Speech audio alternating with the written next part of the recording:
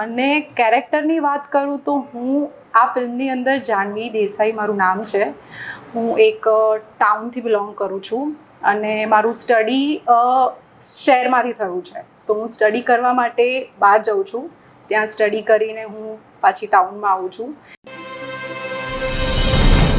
ગુજરાતી ફિલ્મોની અંદર જસવંત ગંગાણીના નામની ઓળખ આપવાની જરૂર જ નથી. 40 વર્ષની કારકિર્દી, લેખક, ડિરેક્ટર, એમ માનો કે વન મેન શો. અને હમણાં તમે જોયું કે મૈયરમાં મંદડું નથી લાગતું. 25 વર્ષ આ ફિલ્મ ચાલી અને ફરી રી-રિલીઝ કરવી પડી. હવે આજ જસવંત ગંગાણી ફરીથી એક નવા વિષયની સાથે આવવા દે ફિલ્મ લઈને આવી રહ્યા છે. અને જસવંતભાઈની બીજી એક ઓળખ એવી છે કે દરેક પિક્ચરની અંદર કંઈક ને કંઈક નવું જ લઈને આવે. તો આ વખતે આવવા દે ફિલ્મ લાવી રહ્યા છે અને એમની આખી સ્ટાર કાસ્ટ આજે અમારા સ્ટુડિયોમાં આવેલી છે. તો આખા સ્ટાર કાસ્ટની સાથે આ આવવા દે ફિલ્મ વિશે વાત કરીશું. સૌથી પહેલા જસવંતભાઈની સાથે શરૂઆત કરીએ કે જસવંતભાઈ આ ફિલ્મ બનાવી છે. જસવંતભાઈ, મેં ઓબ્ઝર્વ કર્યું છે કે તમારી મોટાભાગની ફિલ્મ છે એ એમ એટલે મ નામથી મોટાભાગની શરૂ થતી હતી. હવે અચાનક નામ બદલાઈ ગયું ને અ આવી ગયો. તો આની પાછળ કોઈ લોજિક છે કે આમ જ નામ રાખ્યું છે? કોઈ લોજિક નથી આમાં. નિહારભાઈ આમાં ફર્સ્ટ ટાઈમ ડાયરેક્શન કરી રહ્યા છે. નિહારભાઈની વાર્તા છે અને વાર્તાને અનુરૂપ આપણે આ ટાઇટલ રાખ્યું છે કે ભાઈ જ્યારે યંગ જનરેશનને લઈને જ્યારે અત્યારે આજના છોકરાઓ જે સારું સારું ટેલેન્ટ જે છે એ કામ કરી રહ્યા છે, તો એમાંથી નિહારભાઈની સાથે તો ઘણા વર્ષોનો સંબંધ છે અને એને ફર્સ્ટ ટાઈમ આપણામાં as a director, as a writer મળ્યું છે. તો મેં એને ટોટલ ફ્રીડમ આપી છે કે ભાઈ તમારું વાર્તા, તમારી ટાઇટલ, તમારે જે આર્ટિસ્ટો જોતા હોય એ લઈને એઝ એ ડિરેક્ટર ફ્રીડમ આપણે એને આપી છે. તો એ જોઈને એમ ઉપર તો શું છે કે મારું ડાયરેક્શન હોય તો મને હજી એવો આગ્રહ હોય, કેમ કે પત્રકારો પૂછતા હોય કે ભાઈ તમે કેમ બદલાવું ના. પણ આમાં આખો વાર્તા અને ડિરેક્ટર બરાબર બેયનું જે ઇમેજિનેશન જે છે એ યુથ પેઢીને લઈને અને વર્લ્ડ વાઇડ લેવલના છોકરાઓને ગમે એવી લવ સ્ટોરી છે, એટલે એને ધ્યાનમાં લઈને આવવા દે ટાઇટલ. એટલે હવે પછીની બધી ફિલ્મો અ પરથી આવે એવું તો નથી બનવાનું? ના ના ના ના ના ના એવું. ઓકે નિહારભાઈ, મારે તમને એ પૂછવું છે કે જસવંતભાઈ પોતે ડિરેક્ટર છે અને ઘણી બધી ફિલ્મો એમની બનાવી છે. તો એક સવાલ એ ઊભો થાય કે તો પછી નિહારભાઈ કેમ? અને તમારું ક્રિએશન, તમારું ડાયરેક્શન વિશે બી મેં સાંભળ્યું છે. તો જસવંતભાઈની સાથે આ ફિલ્મ બનાવવામાં તમારો એક્સપિરિયન્સ, અનુભવ કેવો રહ્યો? એક્સપિરિયન્સ ખૂબ સારો રહ્યો. ખાલી મેકિંગ નહીં, અમે લોકો સ્ક્રિપ્ટ રાઇટિંગમાં ઘણા બધા વખત માટે 2-3 મહિના માટે script writing, screen play, dialogues બધામાં અમે લોકોએ સાથે મળીને મહેનત કરી. જે મારી સ્ક્રિપ્ટ ઓલરેડી 2 થી 3 ડ્રાફ્ટ હું કમ્પ્લીટ કરીને લાવ્યો હતો, એમાં અમે બીજા 2 ડ્રાફ્ટ બનાવ્યા અને ફાઇન ટ્યુન કરી. પછી અમે સાથે મળીને પ્રી પ્રોડક્શન કર્યું. અને એક્સપિરિયન્સ માટે એવું કહું કે એક ડાયરેક્ટર માટે, ફર્સ્ટ ટાઈમ ડાયરેક્ટર માટે તો એક ડ્રીમ પ્રોજેક્ટ એટલા માટે કહેવાય કારણ કે બહુ ઓછા એવા પ્રોડ્યુસરો હોય છે આપણી ઇન્ડસ્ટ્રીમાં કે જે સ્ક્રિપ્ટની, ડિરેક્ટરની રિક્વાયરમેન્ટ તો ડિસ્કશનથી સમજવાની હોય છે, પણ સ્ક્રિપ્ટની રિક્વાયરમેન્ટને સમજી શકે. તો એનાથી ફાયદો શું થાય છે કે જો એક પ્રોડક્શન હાઉસ અને પ્રોડ્યુસર સ્ક્રિપ્ટને સમજતા હોય છે તો એ તમે માગો એ પહેલાં એમને ખબર હોય છે કે કદાચ અમને આવું જ જોઈતું હશે. એટલે તો સારી વાત શું છે કે મારું જે વિઝ્યુલાઇઝેશન હતું એને વિંગ્સ મળી અને સાહેબનો એમાં મને ફૂલ સપોર્ટ મળ્યો. નિહારભાઈ, મને એક સવાલ પૂછવાનું એ મન થાય છે કે મેં ટ્રેલર જોયું તો મને એમ લાગ્યું કે ઘણા બધી ગુજરાતી કે હિન્દી ફિલ્મોની અંદર લવ સ્ટોરી તો આવતી જ હોય છે. તો આ તમારી આ સ્ટોરીમાં, લવ સ્ટોરીમાં જુદું શું છે? અને મને એની અંદર મ્યુઝિકલ વાત વધારે જોવા મળી. તો આ મ્યુઝિકલ લવ સ્ટોરી છે એવું કહી શકાય? ડેફિનેટલી આ મ્યુઝિકલ લવ સ્ટોરી જ છે. અને એમાં જુદું એ છે કે એક વર્ડમાં હું સમજાવી શકું તો સિમ્પ્લિસિટી. કોઈ પણ વસ્તુ જ્યારે સિમ્પલ હોય છે તો એ આસાનીથી આપણને સમજમાં આવે છે. અને જો એની સાથે મ્યુઝિક તમે જોડો, બધા આર્ટિસ્ટોનું પરફોર્મન્સ જોડો તો એન્ટરટેનમેન્ટ પણ મળતું હોય છે. એટલે જે રીતે સિમ્પલી અમે આ સ્ક્રિપ્ટને ફિલ્મમાં કન્વર્ટ કરી છે, મને એવું લાગે છે કે લોકોને આ જોવાની ખૂબ જ મજા પડશે કારણ કે ખાસ કરીને આ ફિલ્મના ડાયલોગ્સ બહુ જ રિયલ અને નેચરલ છે. બધાની એક્ટિંગ અને પરફોર્મન્સ પણ બહુ રિયલ અને નેચરલ છે. જસવંતભાઈની એક ખાસિયત છે કે કંઈ પણ નવી ફિલ્મ આવે તો નવા કલાકારોને પણ પ્લેટફોર્મ આપે. તો આ ફિલ્મની અંદર કુંપલ પટેલ ડેબ્યુ કરી રહ્યા છે. તો કુંપલ પટેલને હું સવાલ પૂછીશ કે કુંપલ, મેં તમારા વિશે જાણ્યું છે કે તમે નાટકો એડવર્ટાઇઝિંગમાં કામ કર્યું છે, પરંતુ આ તમારી પહેલી ગુજરાતી ફિલ્મ છે.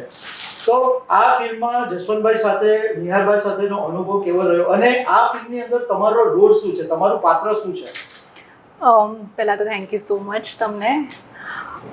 ડેફિનેટલી મેં ગુજરાતી નાટકો પ્લે કર્યા છે અને બહુ સારી સારી એડ્સમાં કામ પણ કર્યું છે અને આ મારી ગુજરાતી ફર્સ્ટ ફિલ્મ હતી. તો સૌથી પહેલાં તો હું એ વસ્તુ કહેવા માગું છું કે આ પ્રોડક્શન સાથે કામ કરવાની મારી દિલથી બહુ ઈચ્છા હતી, જે એ ઈચ્છા મારી પૂરી થઈ છે. અને સરની વાત કરું તો જે કહેવાય ને કે બોલિવૂડમાં જે આપણું રાજશ્રી પ્રોડક્શન છે એવું સેમ પ્રોડક્શન ગાંગાની પ્રોડક્શન હાઉસ છે. તો જે મને જોઈતું હતું, સિમ્પ્લિસિટી, એકદમ હમ્બલ માણસો, એ વાતાવરણ મને અહીંયા જોવા મળ્યું છે. અને સર સાથે મેં કામ કર્યું. મને એઝ અ હ્યુમન બિંગ બહુ જ સપોર્ટ કર્યો છે સરે.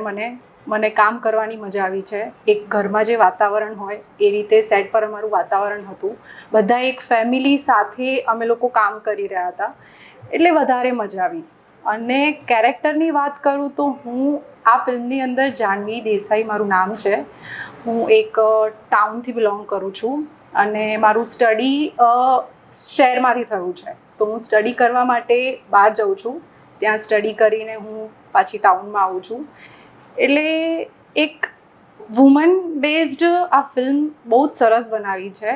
તો મજા આવી કામ કરવાની. છેલ્લે પરીક્ષિત તમારે બેઠા છે, એમને ગુજરાતી ફિલ્મોમાં મોટે ભાગના લોકો ઓળખે છે કારણ કે એમણે ઘણી બધી ફિલ્મોની કામ કર્યું છે. દુનિયાદારી, સાહેબ, હું અને તું, વાર તહેવાર, અને હમણાં છેલ્લે અમે એમને મળ્યા બી હતા. એક સારી ફિલ્મનું નામ ભૂલી ગયો છું, પણ પરીક્ષિત પણ આ ફિલ્મની અંદર છે અને મુખ્ય હીરો છે. તો પરીક્ષિત, મારે એ પૂછવું છે કે તમે આ ફિલ્મની અંદર તમારો રોલ શું છે અને જશવંતભાઈની સાથેનો તમારો એક્સપિરિયન્સ કેવો રહ્યો? પહેલાં તો તમે મને પરીક્ષિત કહીને બોલાવ્યો એના માટે ખૂબ ખૂબ આભાર. કારણ કે આવું ત્યારે જ કોઈ બોલાવે જ્યારે તમને પોતાનું માનતું હોય. એટલે પત્રકાર તરીકે તો ખરું, પણ પોતાનું કોઈ હોય એ રીતે બોલાવ્યો એના માટે ખૂબ ખૂબ આભાર. ફિલ્મના પાત્ર વિશે હું વધારે કહીશ ને તો મારા ડિરેક્ટર આમ સોટી લઈને, પાત્ર વિશે કહી શકીશ પણ ફિલ્મ વિશે વધારે કહીશ ને તો આમ સોટી લઈને મારશે મને. પણ છે ને, બહુ જ ટૂંકમાં કહું ને તો પાત્રના નામથી શરૂ કરીએ તો જયમીન પંચમતી એનું નામ. અબ્રોડમાં મોટો થયેલો છોકરો, થોડો ફ્લેમ્બોયન્ટ, એકદમ મિજાજનો, એકદમ મસ્તીવાળો, રંગીન ખરો. અને પછી જેમ લાઈફમાં, તમારી મારી લાઈફમાંથી કોઈ પણ આપણા પ્રેક્ષકોની લાઈફમાં જેમ ચેન્જીસ આવે અથવા તો ઘટનાઓ ઘટે અને એની સાથે એની ડીલ કરવાની પદ્ધતિ પણ અલગ છે. અને શું થાય છે એની સાથે, એની આસપાસની ઘટનાઓ, એની આ વાત છે. અને લગભગ if I am not wrong, આપણે 1.5 વર્ષ પહેલા નરેશન થયેલું. 1.5 વર્ષ પહેલા નરેશન થયેલું. અને જ્યારે ફિલ્મ કરવાની હોય ને ત્યારે બહુ બધા કારણો હોય એક્ટરના ફિલ્મ કરવા માટેના. મારી પાસે જ્યારે મુખ્ય 2-3 કારણો હતા અને કારણો છેક સુધી રહ્યા. અને મને ખૂબ ગૌરવ છે કે એ મેં જે કારણો વિચાર્યા હતા એ યથાવત રહ્યા. એ હતું સ્ક્રિપ્ટ, ડિરેક્ટર, અને one of the main and biggest reason was ગાંગાની મોશન પિક્ચર્સ. તમે ઈચ્છતા હોય કે તમે જ્યારે એક્ટર તરીકે કામ કરતા હોય તો તમારી ફિલ્મોગ્રાફીમાં અમુક પ્રોડક્શન હાઉસીસ, અમુક ડિરેક્ટર્સ ને એક્ટર્સ હોય એ જોડાય. તમને એવું લાગે કે તમારી ક્રેડિટ વધારતો હોય. ગાંગાની મોશન પિક્ચર્સમાં તમે કામ કરતા હોય તો એ તમારામાં એક આમ બીજું એક મોરપંખ એડ કરવા જેવી બાબત છે. અને સાથે સાથે બહુ બધા ન્યૂકમર્સ પણ જોડાયા છે. ન્યૂકમર્સ એટલે ફર્સ્ટ ટાઈમ આવી રીતે કામ કરી રહ્યા છે, બાકી કામ વર્ષોથી કંઈક કરતા હોય. નિહારભાઈની ફર્સ્ટ ફિલ્મ એઝ ડિરેક્ટર, કુંપલની first film, Jitendra Jani film આની સાથે પદાર્પણ કરી રહ્યું છે ગુજરાતી ફિલ્મ ઇન્ડસ્ટ્રીમાં. એટલે આઈ થિંક ગાંગાની મોશન પિક્ચર્સ બહુ બધા લોકોને સાથે લઈને ચાલે છે. તે માટે થઈને આઈ થિંક આટલા આઈડિયા છે ત્યાં છે. ખાલી ને ખાલી સારી ફિલ્મો બનાવવાનું એ તો બહુ બધા લોકો કરે છે, પણ બધાને સાથે લઈને ચાલવું એ બહુ મોટી વાત છે. હું આભારી છું આ તમામ લોકોને કે જે લોકોએ અમને તક આપી કે અમે આ ટીમમાં જોડાઈ શકીએ. નિયરભાઈ, છેલ્લો સવાલ પૂછવો છે કે આ ટ્રેલર જોયા પછી મને એવું લાગ્યું કે હમણાંનું જે યંગ જનરેશન છે ને એની સ્ટાઇલ, આ તે બધું તમે આ પિક્ચરની અંદર લાવ્યા હોય એવું મને લાગે છે. તો આનું શૂટિંગ તમે કયા લોકેશન પર, કારણ કે એવું લાગે છે કે ફોરેનમાં પણ કદાચ શૂટિંગ થયું હોય એવું મને લાગી રહ્યું છે. આ વાતનો જવાબ ફ્રેન્કલી કહું તો સિક્રેટ છે. કારણ કે એના માટે તમારે ફિલ્મ જોવું પડશે, એટલું જ કહીશ. ઓકે જશવંતભાઈ, આ ફિલ્મ હવે થિયેટરોમાં ક્યારે રિલીઝ થઈ રહી છે? આ ફિલ્મ આપણે 28મી તારીખે બસ આવે એ જ 28મી નવેમ્બરે ભારતભરમાં, એટલે કે જ્યાં જ્યાં ગુજરાતી એરિયા છે, બોમ્બેથી લઈને ઓલ ગુજરાતમાં મોટે પાયે આપણે રિલીઝ કરવાના છીએ. દર્શક મિત્રો, અત્યારે ગુજરાતી ફિલ્મોનો જમાનો છે, કારણ કે હમણાં જેટલી પણ મોટાભાગની ફિલ્મો આવે છે એને લોકો વખાણી રહ્યા છે, લોકો થિયેટરમાં જઈને જોઈ રહ્યા છે. તો આ અવાજે જશવંતભાઈ ગાંગાણીની ફિલ્મ છે એ પણ તમે થિયેટરમાં જઈને જોજો. Jashvantbhai, thank you very much. ખબર છે .com પર વાત કરો. Thank you. આવજો, આભાર.